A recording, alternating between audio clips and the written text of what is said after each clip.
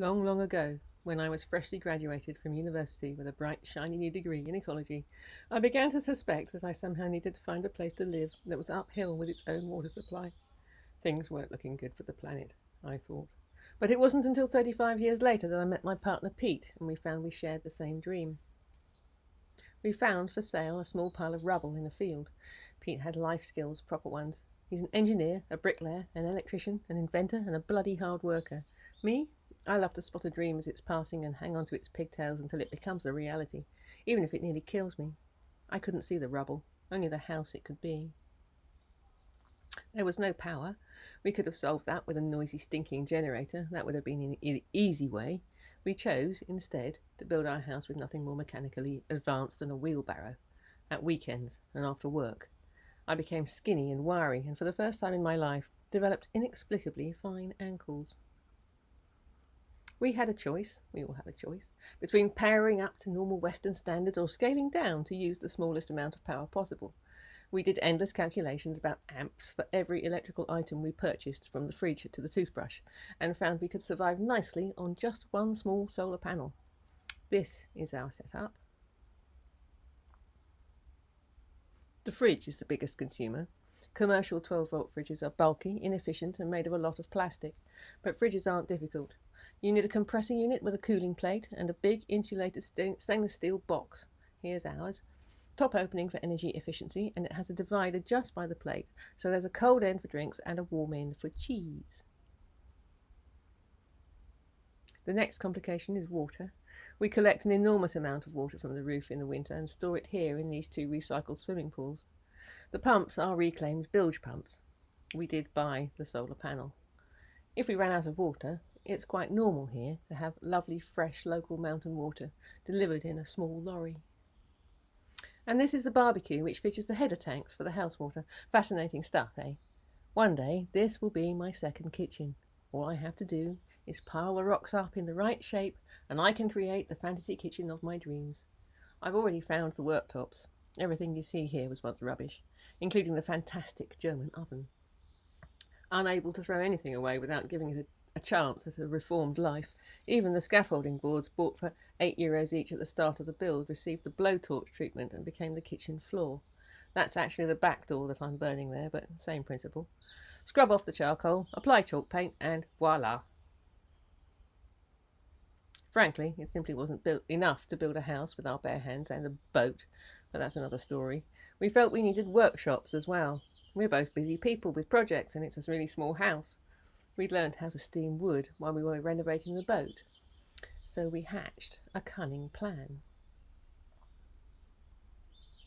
Pete designed a simple ring beam, and we set up a jig to set the shape of the curves. We bought tons of cheap inch-by-inch pine and made a long bag out of polytunnel plastic, inserted the nozzle of the wallpaper stripper into the end, and steamed them 3 at a time until they were soft. Once they had set in shape, we glued and screwed them into laminated ribs. Then we invited all our friends round for what we called a party, and instructed them to dress casual. How delighted were they to find out it was an old-fashioned barn-raising day!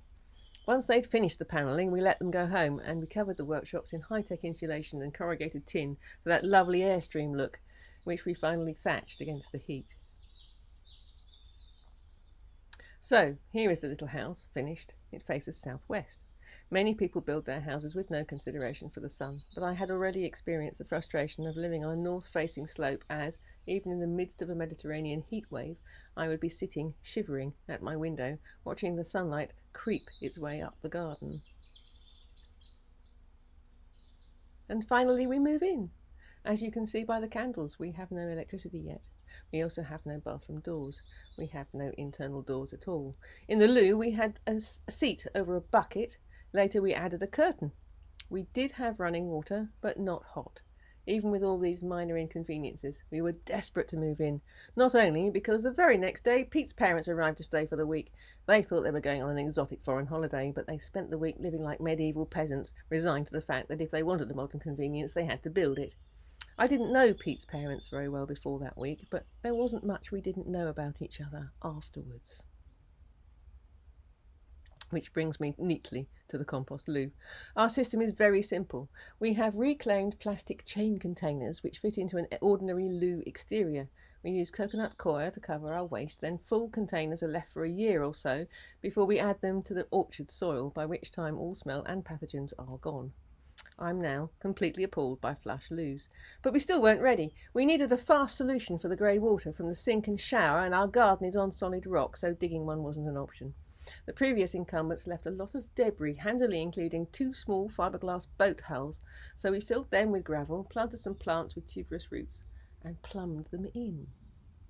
Hey presto, grey water system. There is a straw filter which needs changing regularly and is retired to its own container, not the compost, or there'll be salmonella all over the garden. The plants grow like mad though, and they do get chopped up and composted.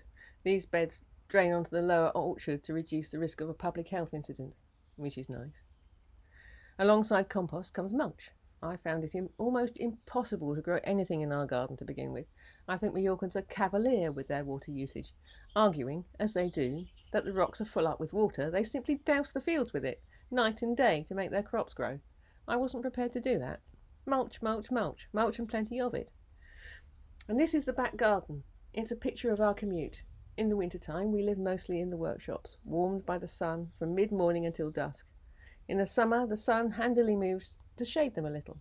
But we spend our days trotting over to the blessed shade of the terrace via the swimming pool for instant and essential cooling. So this is how we built our off-grid house. Not everybody wants to live like a peasant, but it's an experiment in permaculture. I wanted to know how possible and practical it is to consume the small amount of energy that the planet can bear. Certainly, you have to make sacrifices, but it feels good to live close to the earth, and on balance, this is my dream come true.